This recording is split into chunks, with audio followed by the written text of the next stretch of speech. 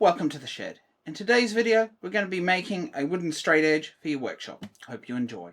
Most of you are probably familiar with this style of straight edge, aluminium, sometimes guaranteed flat on both edges. This particular one is only guaranteed on the top. And so we're going to make a wooden one out of this 10mm Tasmanian oak that I've got here. If we look at a piece of Tasmanian oak before that piece was dimensioned, we can see the grain lines here and how they're pretty much straight up and down, or as close to straight up and down as you're going to get. And that means that the timber is going to be a lot more stable, especially when we're using it for something like a straight edge. You need to have at least one reference face for this to work so you can square the bottom to it. Both sides do not have to be square to it. You just need to have one square, straight, flat edge.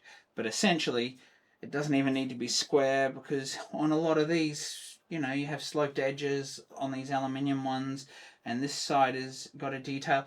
It's just that this edge needs to, or the edge that we're going to be using for the referencing needs to be dead flat. How do we determine how straight or flat that edge is? Now, that comes into the length of the sole of your plane.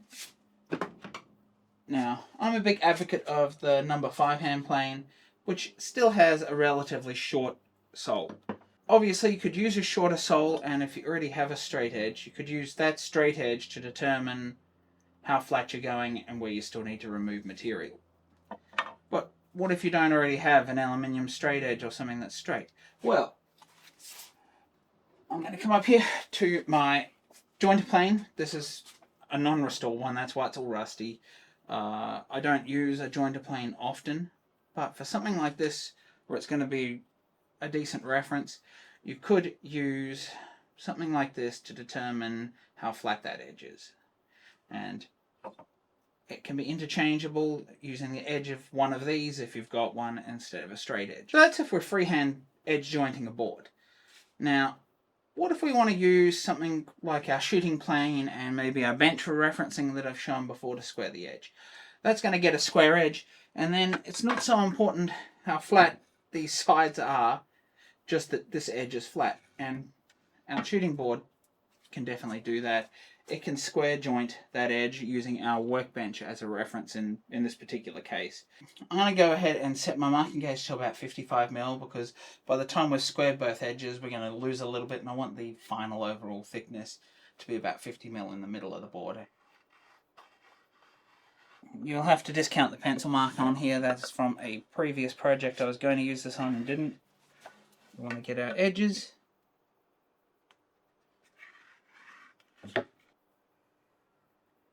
Interesting thing about Tasmanian oak is that it's not actually an oak at all. We call it Tasmanian oak because it looks similar to oak, but it's actually a eucalyptus species that is found here in Australia. So it tends to be a lot more splintery and act a lot like more Australian hardwood timbers than an oak would. I'm going to hand saw this in the vise using my standard rip panel saw here. One thing to keep in mind when you do this is that you want to most likely saw off that line. You don't want to be sawing right on that line, because that 55mm is the exact thickness that we're looking for in this case. So we're going to saw off the line and then hand plane back to that line.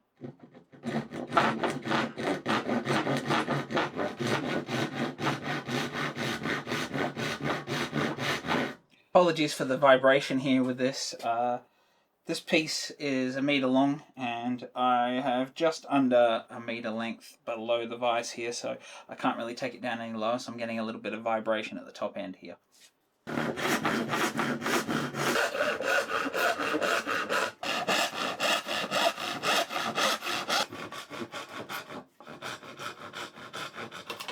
So at 12mm, this is quite thin to try and reference a hand plane on the top, and then take shavings off one side and then the other to keep it square.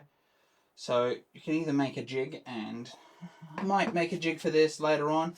Let me know in the comments below if you'd like me to make a thin board planing jig or something like that. So what we're doing here is we're going to overhang this piece that we're keeping on the top.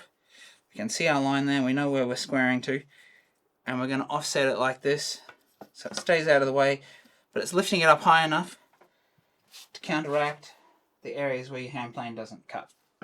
Grab your shooting plane, whether it's a specialist one like this or number 5, low angle, whatever. You adjust it so it sits square. So you want to make sure you've got no dust, no shavings, nothing that's going to put your shooting board out of square. Now, if it's a teeny bit out of square, you're probably not even going to notice it using it as a straight edge. However, we want the attention to detail here, so we want to make sure that it's as square as possible. Let's jump down here and we'll get started.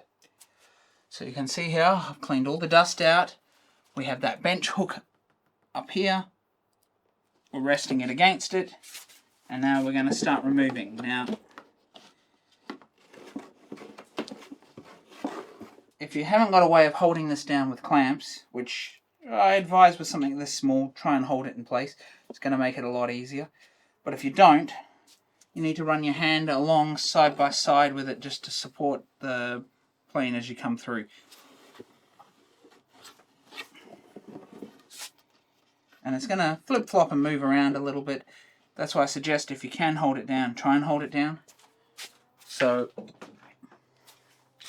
what I'm going to do here is see if I can reach this.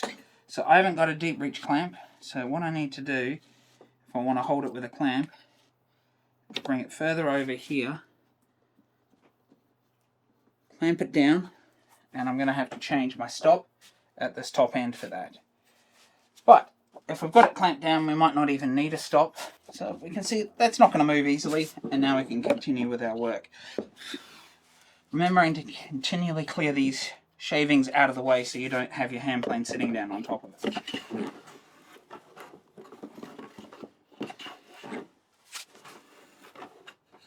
We can now see how much easier it is with it held here. Because these clamps are probably not going to be 100% able to hold it.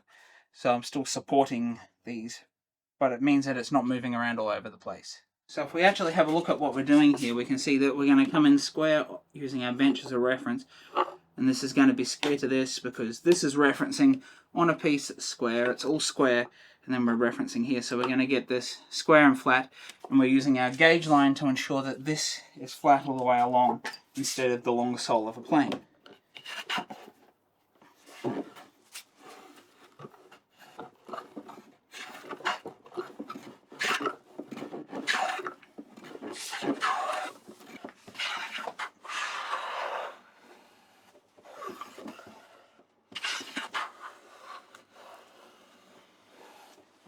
So I've got a continual look on my little gauge line here.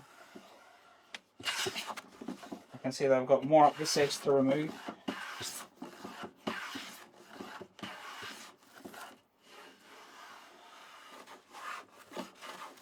Now you want to come in and look at this side and see if there's any spots where you haven't taken a shaving. Now I have one spot such as that just here. So what I'm going to do is take another couple of shavings until that's gone.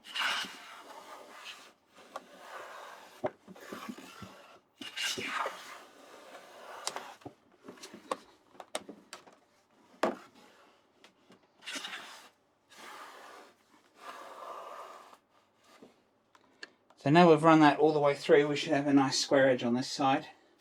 Since I've got my straight edge here, I'm going to put that to it to check it. And if you do already have a straight edge, this is the easiest way. Put it up to the light like this. Look for any beam of light. Now if it's only a teeny tiny amount of light, I wouldn't worry about it because there's even discrepancies in our metal ones as well. So we already know that this is our reference edge. Now what I want to do is square the two ends on this. Now this length is about 1 meter long.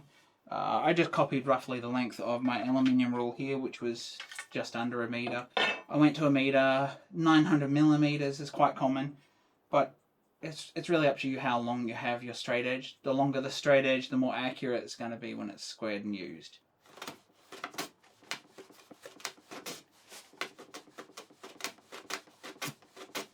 And square it off. So now that we've got that square, flip end to end.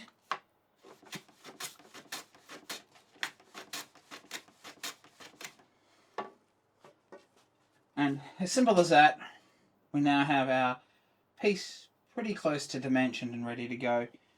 Now, one last thing I like to do is just face plane both of these.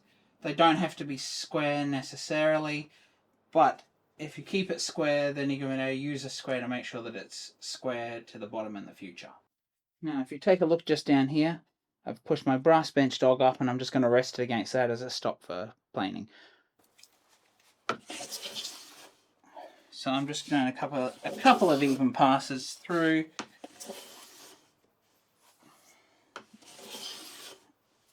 And that should be all we need to do on that side. Let's smooth it out nicely.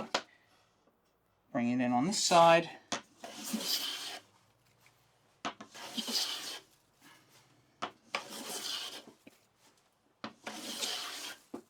I'm going a little bit against the grain here. Got a little tear out, so I'm going to turn it around this way.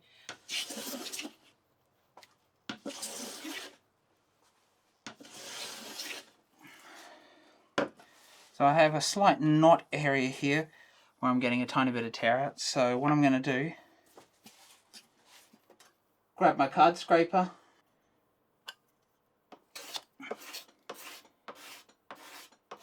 and these are almost powder shavings here.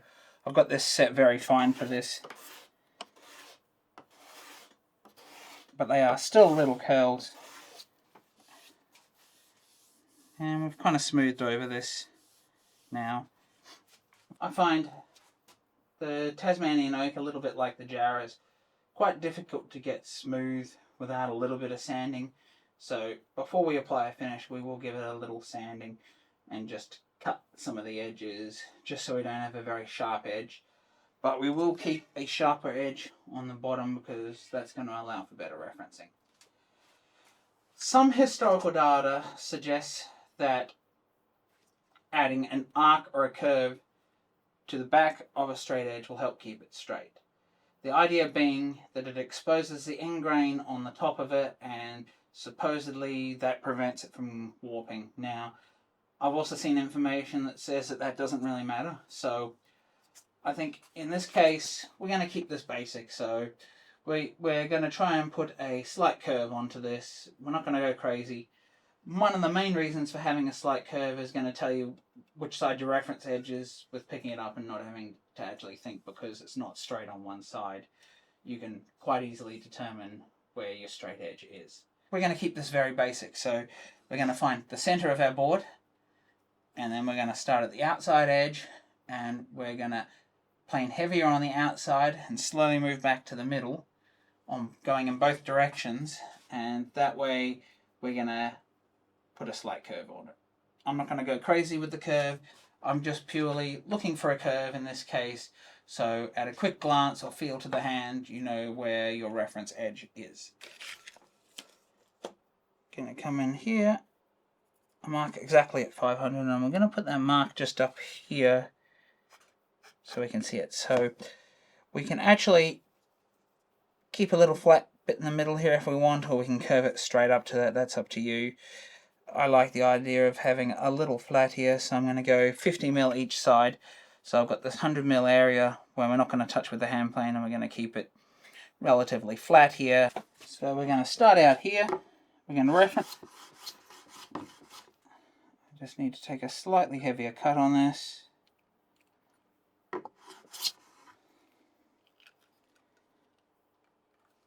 Alright. So I'm taking a fair shaving now. 2, 3, 4, 9.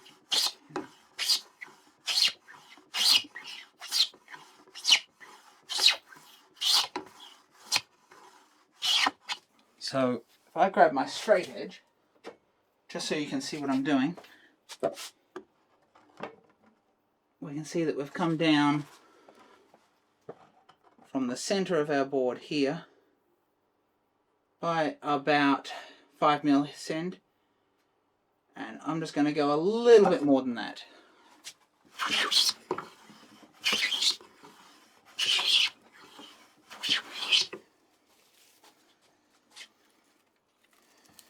And now I've got my reference here to where I wanted it flat.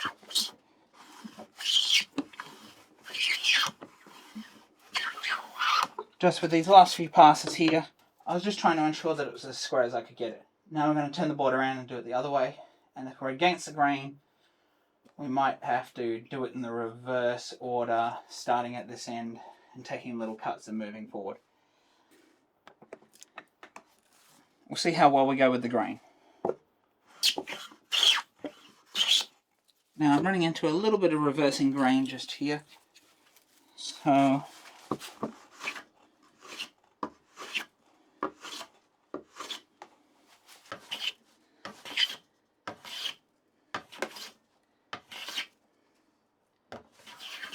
another thing we can do here to determine if we've got this the way we want it and it's even is take a measurement at this end.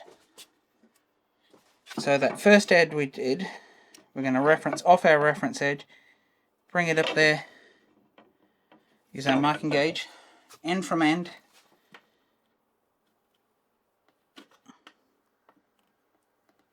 put our mark here,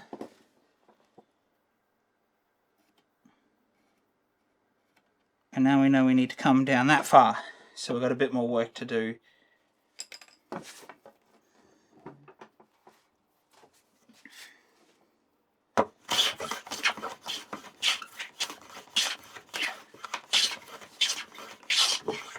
What I want to do is bring it back up onto the bench top, go to our center mark, try and hold it flat on our flat piece here, and we can now see the reveal is very similar at both ends. So the last thing we want to do now is break the corners, just so we don't have corners that are going to be susceptible to breaking. So we're going to round all these corners. We will lightly chamfer the corners on the bottom reference edge, but it's best to try and keep those corners if you can. So I'm just going to do a very light breaking with some 240 grit sandpaper there, just so we don't end up breaking that corner out, because this timber is a little splintery, so I've just got to work with what I've got. What I'm going to do is make up a quick little sanding block here with this. So some double-sided tape here, just this very thin stuff, just a random block.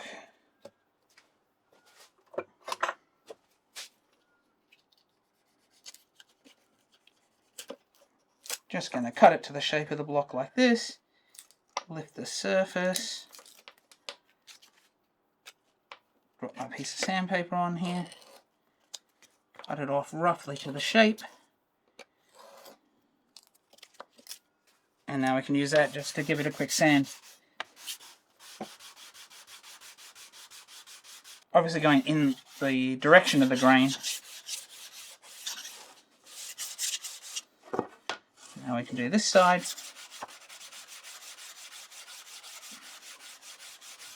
The reason I do this flat face first is just so when we roll the corners, we actually keep our corners rolled or chamfered instead of flattening them back out by sanding the surface.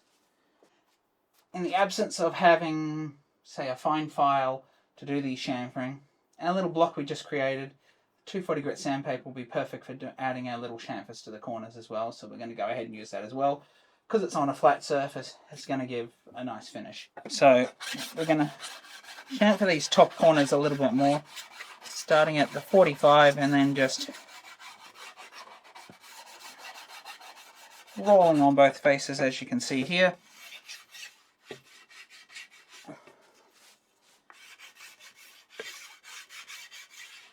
And it's just going to have a slight rolled effect rather than a square chamfer. And then since this top piece is where your hand goes, take a little bit more time. It doesn't matter how much of a chamfer you put on this top edge.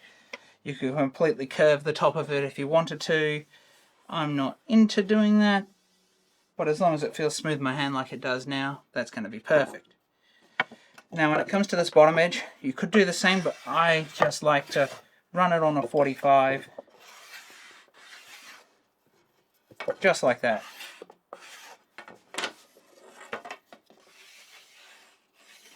Just enough to break that edge. When it comes to these corners on the reference edge, just you can sort of just roll the corners like that. So we just want to do that same on all the corners. Once we've got those four corners done, just those edges.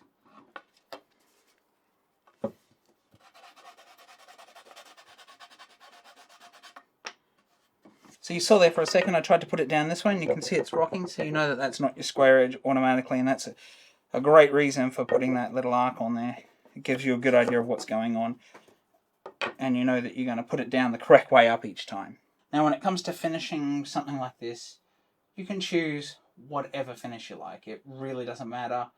Personally, I wouldn't use a film finish on something like this, just because I don't think it's necessary.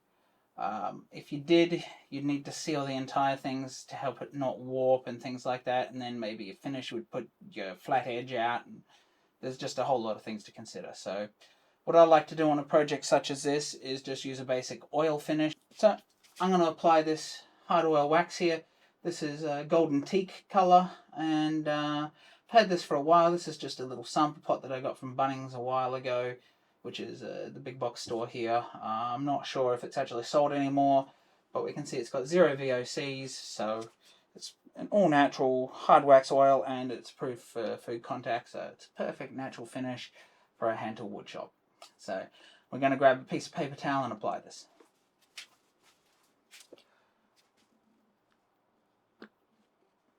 So we just need a little tiny amount like that, and then we'll start to apply it. Applying it in little circles.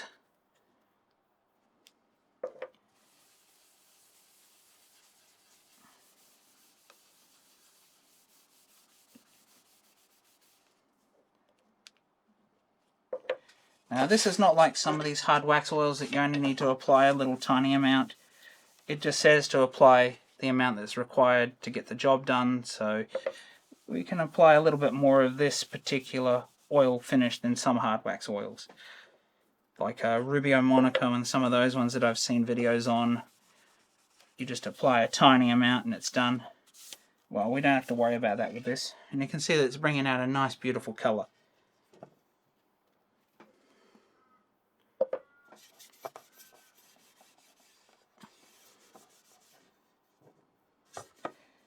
Just want to make sure you don't leave any smudging build up anywhere. Just wipe it off as you go.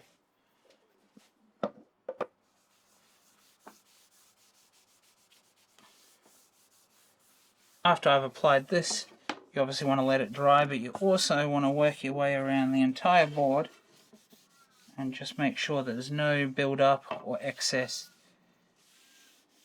And if there's a few areas like here which I think need a little bit more, just add a little bit more in there and just wipe it clean.